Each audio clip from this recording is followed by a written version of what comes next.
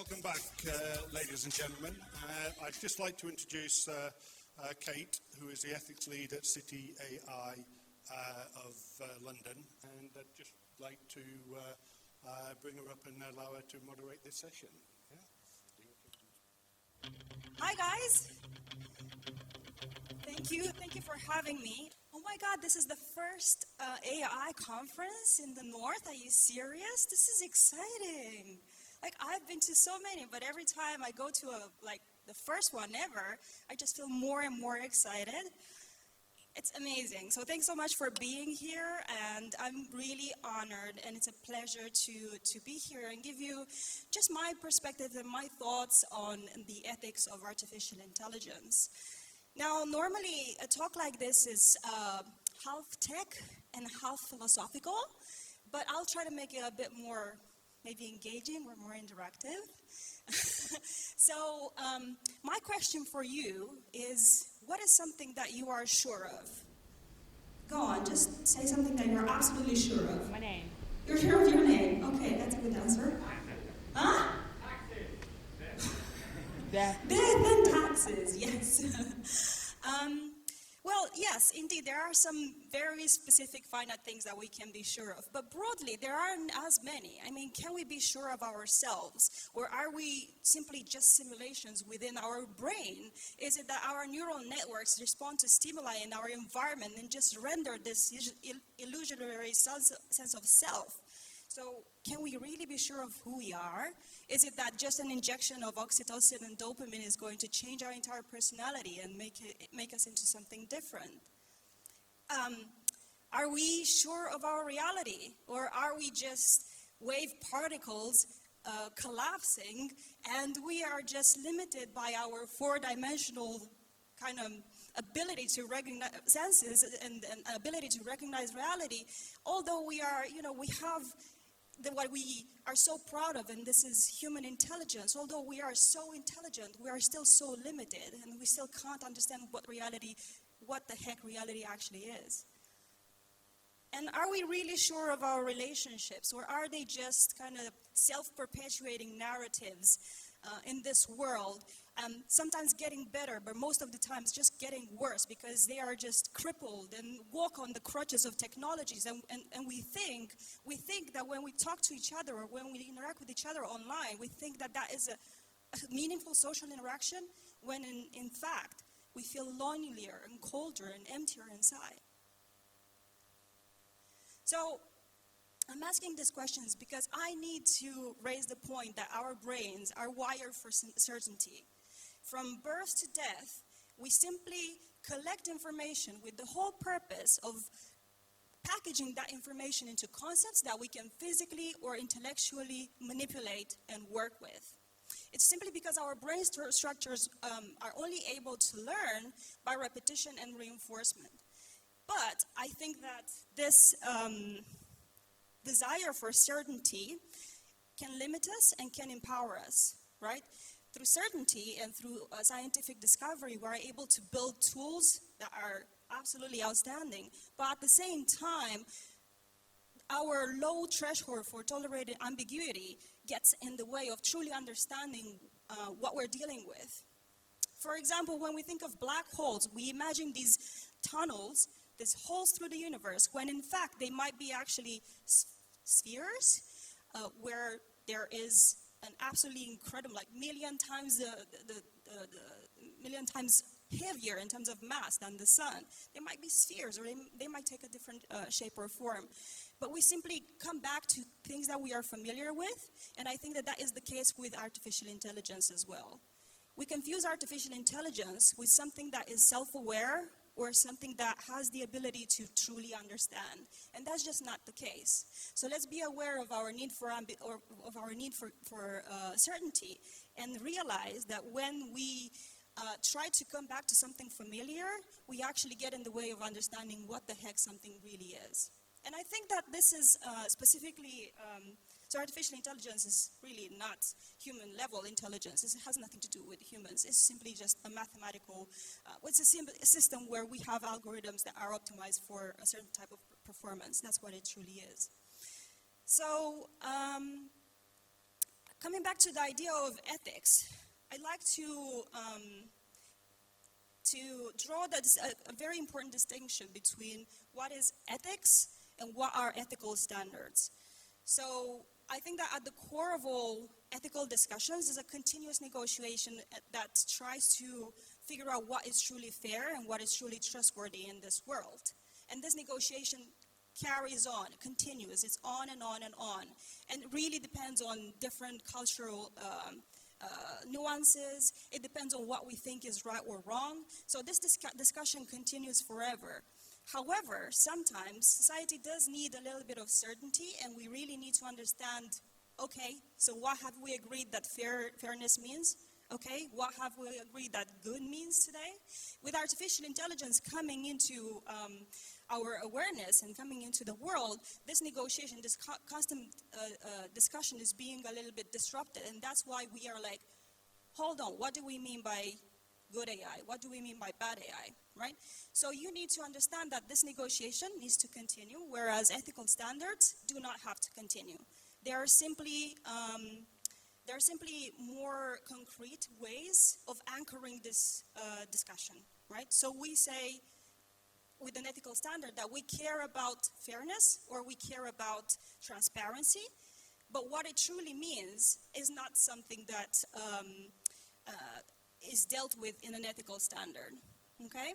So there's a distinction between the continuous negotiation of what is ethical and an ethical framework. So that's why initially I was asking the question, what are you sure of? Because we need, as a civilization, we need to understand that perhaps finding an ultimate ethical framework is impossible, simply because this negotiation of what is right or wrong needs to continue, needs to be ongoing. However, we need to deal with the fact that reaching and finding an ultimate ethical framework is impossible, and we need to learn to build ethical products without having that ethical framework, or without having maybe a part of it, okay? So there are a couple of ethical frameworks out there, and there are many that are being built, okay? These are some of them that I have been personally aware of, and I've been personally involved in the IEEE working groups, just trying to define some of the standards, okay? So because I've been involved with the IEEE, I'm aware of a couple of principles that we as an organization have proposed and said we kind of think that when we build AI, we want to care about human well-being, we want to care about accountability, we want to care about transparency and awareness of misuse. Recently, however, the European high-level group on artificial intelligence has added a bunch of other requirements and other principles. And I'm sorry, I don't mean to use a bunch in a negative way. I'm just trying to say that there are ethical frameworks that have less or more principles. Okay, so these are some of the requirements and additional principles that have been added as of this year. So, can we possibly be sure that we are able to comply with all of these principles? It's quite hard, because in all fairness, it's actually quite easy to game a system, even if you have an ethical framework or a principle. It's quite, if you're clever enough, you know kind of how to trespass it. But there are gray areas. When it comes, for example, to explainability, you can look at algorithmic explainability, which basically says your model needs to be interpretable, and you have user-centered explainability, which says you just need to be able to explain to users how decisions are being made. So there is an in-between there, right? Instead of saying, well, all AI is a black box system, perhaps you can find models that increase explainability. Maybe there's a gray area there. And instead of saying, well, people will never be able to understand what AI does and how it makes decisions, maybe there's a gray area there. Maybe you can have user-friendly, explainability, right? So you don't have to comply. You don't have a no comply, or yes, you do comply kind of two options there. There's a gray area, okay? So I'd like to invite here on the stage, I'd like to invite two experts who are going to kind of pull down this negotiation. And we're going to address it from the perspective of the law and from the perspective of businesses. So I'd like to invite here Mr. Mark Pias. Oh, sorry. So Mark Pierce is a partner, intellectual property partner at Mills and Reeve, and Professor Pina Akman, an expert in competitive law or competition law? One of them. Competition law. All right. So, guys, initially I started with the proposition that it's impossible to achieve consensus when it comes to finding an ethical framework. What is your position on an ethical framework? What is your personal consensus of what is an ethical framework? So I really like the slide you had up earlier that talked about an ethical framework as a constant negotiation.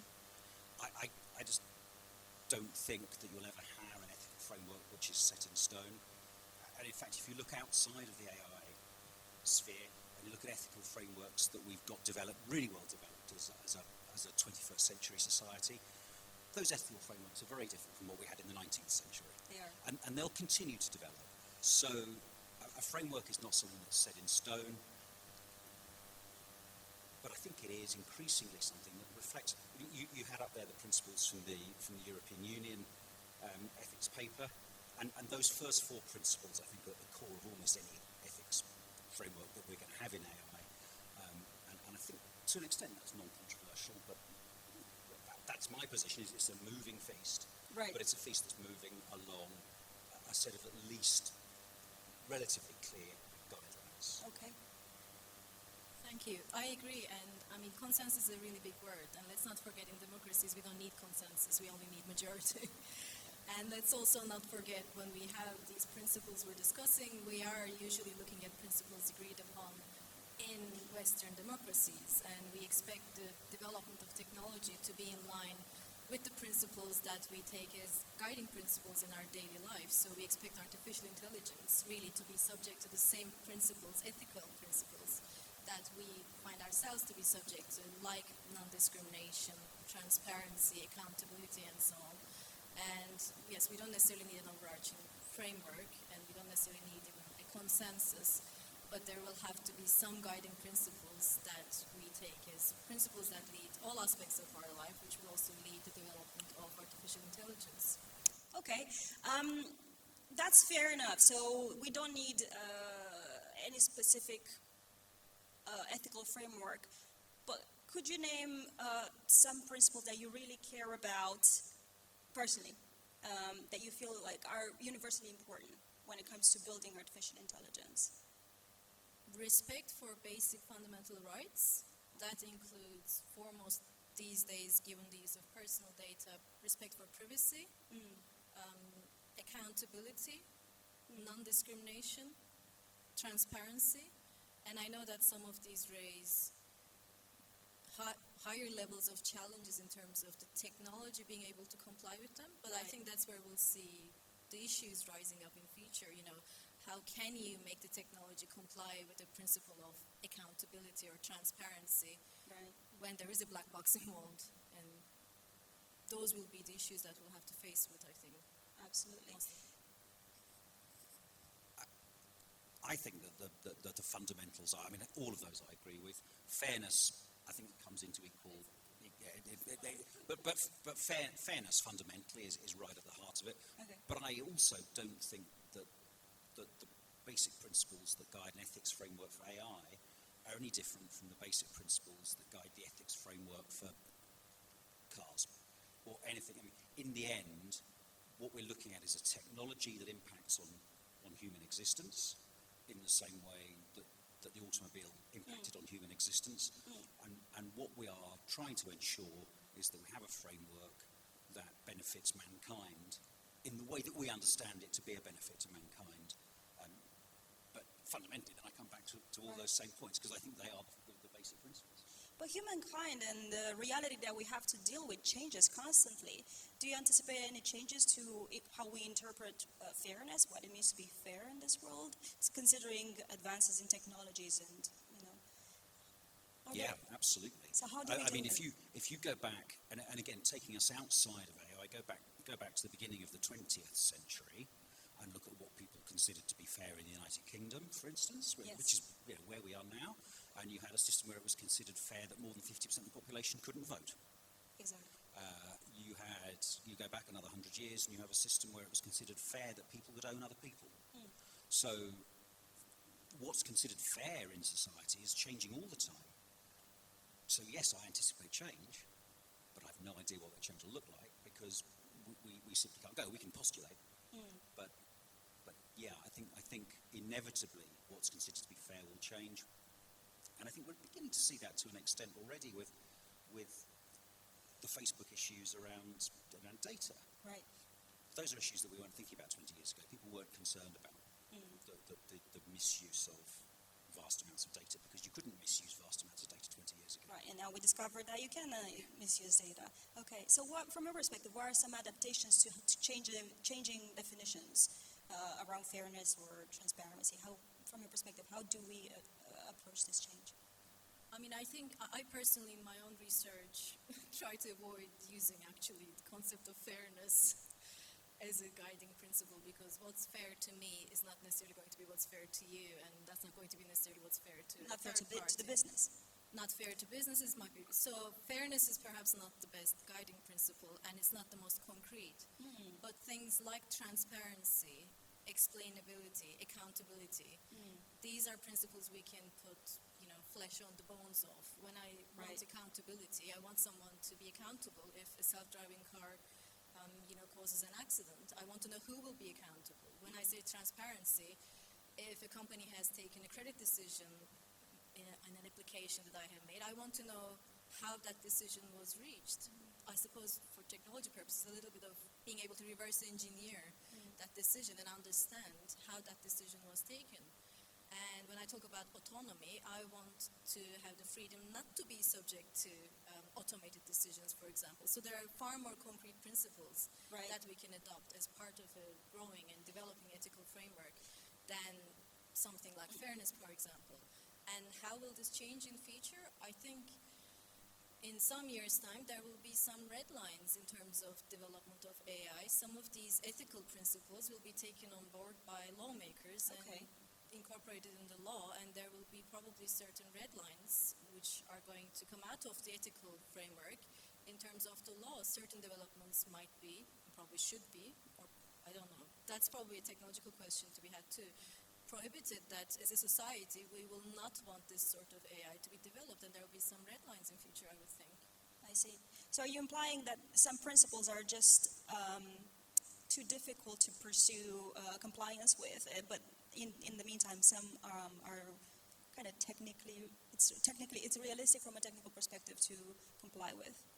Like fairness? I mean, that's not even just difficult from a technical perspective, it's difficult even from a conceptual perspective, a philosophical perspective.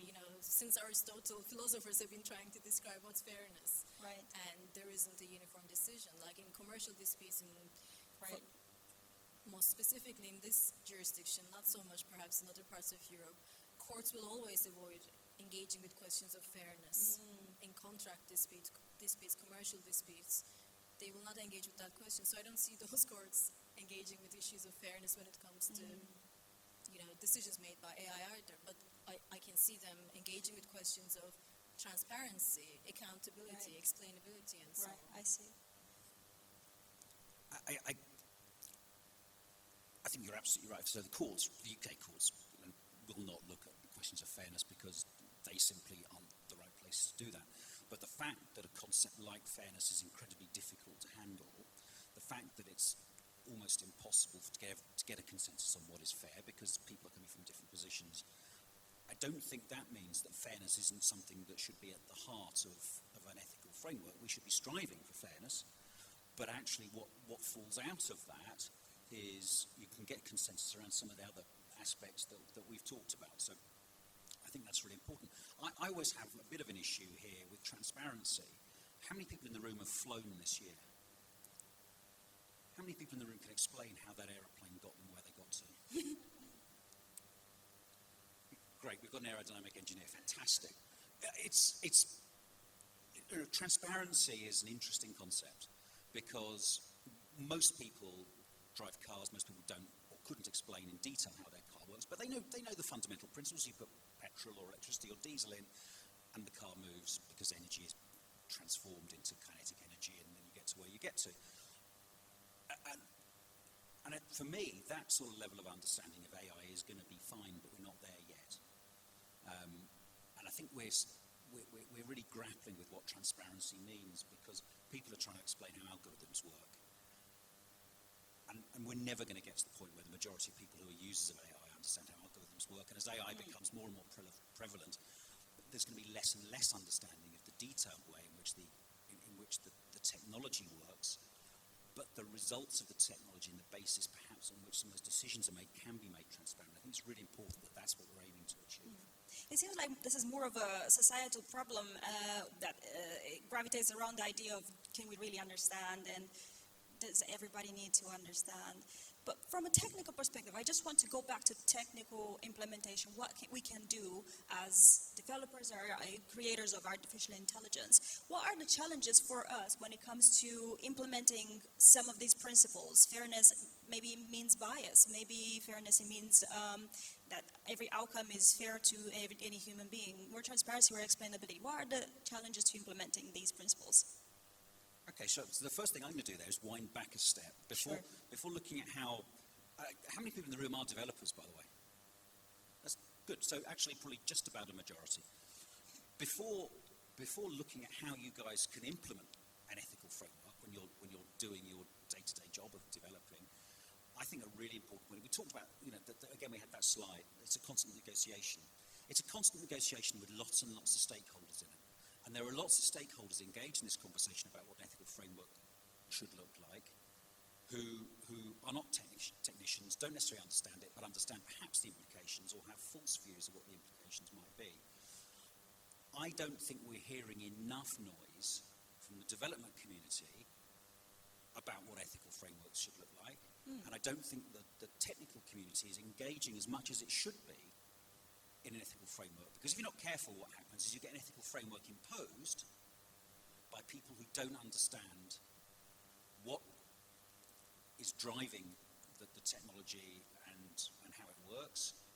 And a sort of top-down ethical framework dictated by people who don't understand the technology is never going to be as good as an ethical framework that's developed with some real engagement from the development community. I'm just going to pause. How many of you feel like there are these moralists and ethicists carrying an ethical stick and trying to coerce you to implement an ethical principle that you may not necessarily agree with? Just raise your hand. Okay.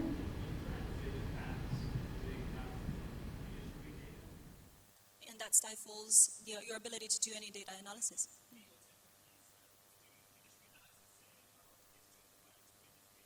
Okay. And that's really interesting because I can tell you now that so 30. I mean, I've been doing what I do for just over 30 years. I'm an intellectual property lawyer, and for most of that, I've been an intellectual property litigator. And one of the first jobs I ever got as effectively as a paralegal, some 32 years ago now, I think, was to go through every decision that had been reached by a bunch of judges on a particular issue, so that we could choose which judge we wanted to try and get in front of on a case we had. And so we do that. Lawyers have done that. And that was 30 years ago, and 100 years ago, lawyers were doing that exact same exercise. So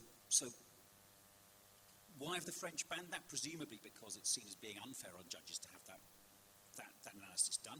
It's always been done. The fact it's being done by AI makes no difference. I think that's, frankly, slightly absurd. So let's hear from Professor Pinar. No, I agree. I fully agree. And I mean, I'm a competition lawyer, and the way I come to AI is how businesses use AI to take market-relevant outcomes, may have to do with what price to sell their goods at on Amazon, or whether they should be, monitoring their competitors' prices to align with their prices, and whether we see that more and more businesses use algorithms to automatically set prices in line with their competitors. Well, if you actually knowingly fix your prices with your competitors, that's a criminal offense in this country, and it's a cartel. So the question is, there are lots of questions, but one of them is, can it actually be avoided? So we see in policy circles a lot of policymakers saying, well, we will not tolerate price fixing by algorithms as we will not tolerate price fixing by managers. So it's the business's responsibility to make sure that when they use artificial intelligence or variations of it, they don't fix prices with their competitors. And then I asked the technologist friends I have, well, is it actually possible to do this, to adopt this sort of compliance by design, that when you write these programs and so on, you can be 100% confident that it will never fix prices with your rivals, even though the objective is to maximize your profit. And the answer is usually, no, it's not possible. So policy circles and policymakers are pushing for compliance by design in all areas, whereas the technologists are saying that's not even possible to achieve with the current technology we have. That's very interesting. So it's coming back to your point that developers need to say something when it comes to these principles being imposed. Sure. I think that's absolutely right. And then the next step actually is in terms of what are you doing. I think so far most of the real ethical challenges that AI has faced have not been really about AI, but about what the AI is doing. So let's look at Cambridge Analytica. Clearly what they were doing was unethical. I think does anyone in the room not think that Cambridge Analytica and what they were doing with that data was unethical? So everybody in the room thinks it was unethical. The guys in the business must have known it was unethical. That's not an AI question. That's a question about business ethics. Okay? AI has enabled them to do something they couldn't previously done, which was unethical. You can't lay that at the door of the technology. You lay that at the door of the people who have decided to use the technology in the way it was done.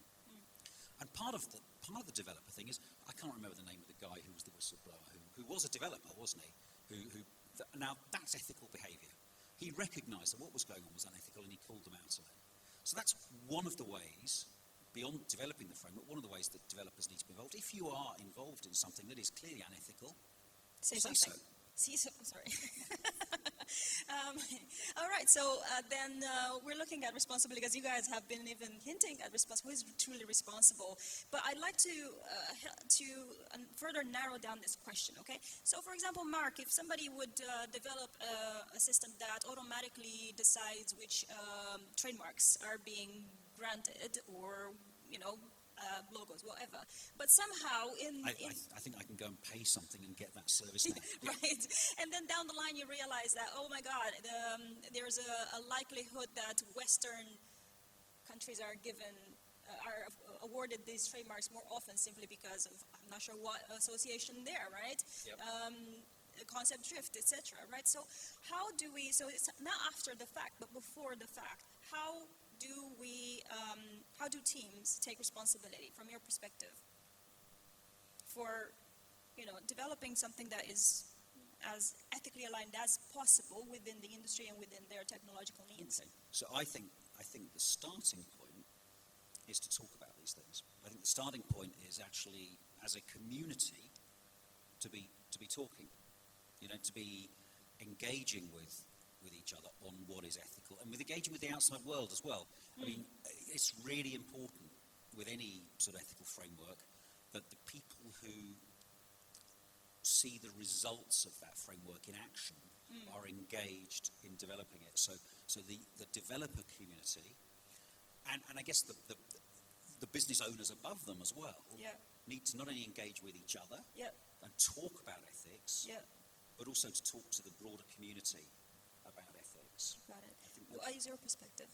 I agree. I mean, they need to be having these conversations about ethics if they're developing AI that will have ethical implications.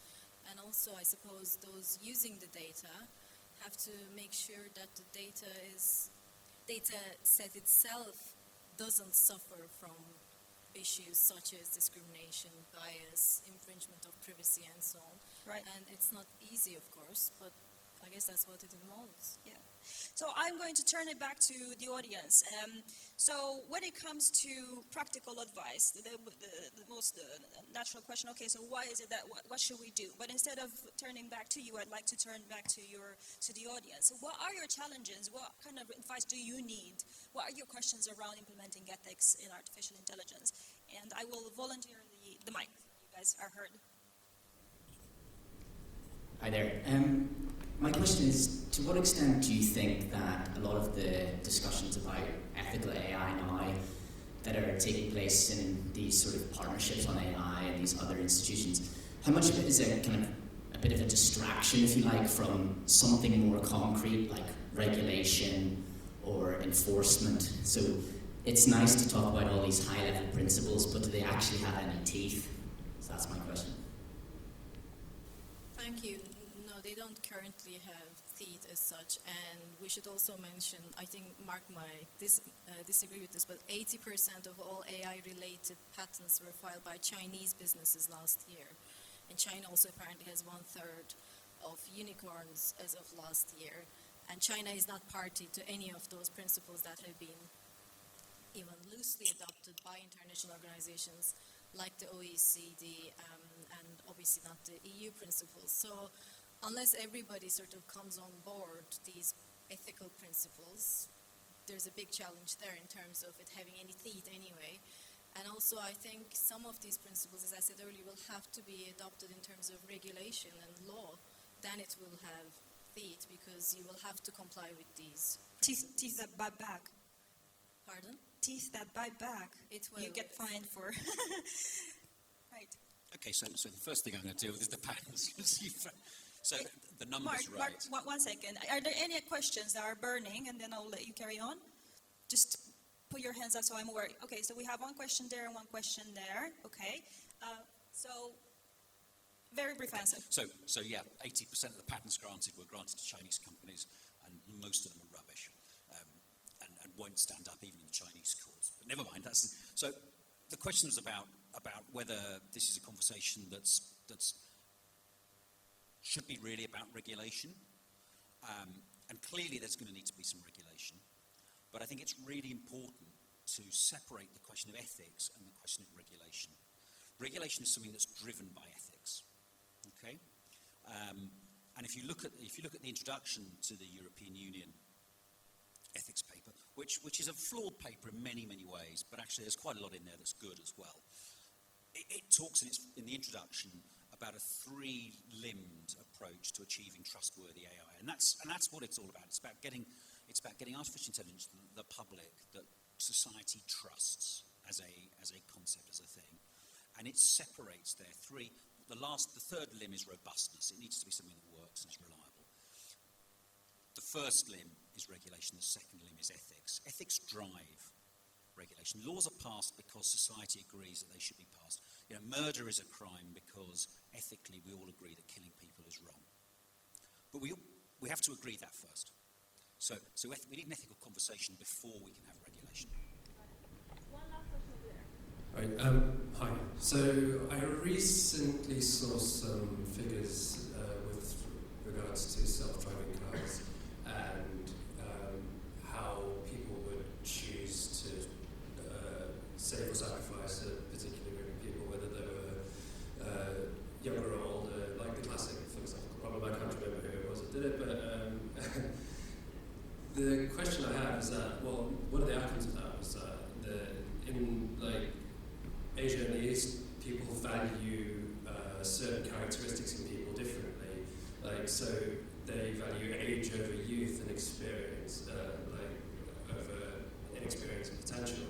So, considering that China has such a dominant position in terms of patents being filed, what do you think a sort of global stance on these kinds of ethics would be when there's such a different basic view on either aspect? So there's a really weird echo there. So the question is really about whether you can have a global ethical framework when you've got so many different current ethical. We think differently. But also China being such a dominant power in the AI industry. It's a really interesting question because obviously we've never had a global ethical framework before. There are, I think, ethical questions that pretty much the world across we agree with. But if you drill down to many, many things, the Chinese will have a very different view to Europeans, and will have a different view to the Americans. It's becoming increasingly clear that there are some really different ethical views in the States around non-AI related issues. But So what's the solution? What do we do?